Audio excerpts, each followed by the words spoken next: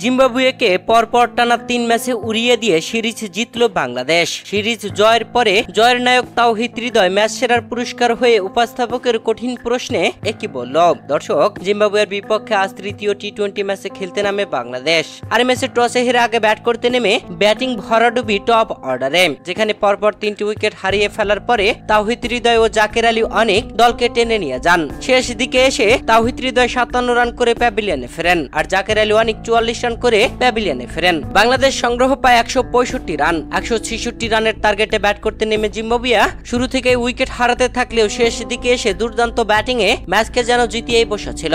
শেষ ২ ওভারে জয়ের জন্য প্রয়োজন ছিল ২৭ রান, তবে তারা ১৮ রান তুলতে সক্ষম হলে মাত্র ৯ রানে হেরে যায় ম্যাচ। আর বাংলাদেশ এই ম্যাচে জিতে নিয়ে টানা ৩ ম্যাচেই জয় তুলে নিল। ৫ ম্যাচের টি-২০ সিরিজে খেলা হওয়া ৩ ম্যাচেই দুর্দান্ত ভাবে টানা জয়ের হ্যাট্রিক করে বাংলাদেশ সিরিজ জিতে নিল। আর এই ম্যাচে জয়ের নায়ক তাওহিদ হৃদয় ম্যাচ সেরার পুরস্কার পেয়েছেন। আর ম্যাচ সেরার পুরস্কার নেওয়ার পরে উপস্থাপকের করা কঠিন প্রশ্নের জবাবে তাওহিদ হৃদয় বলেন, আমি আমার পরিকল্পনা বাস্তবায়ন করতে চেয়েছিলাম এবং আমি বাস্তবায়ন তা করতে পেরেছি। আমি আমার এমন খেলায় খুবই খুশি।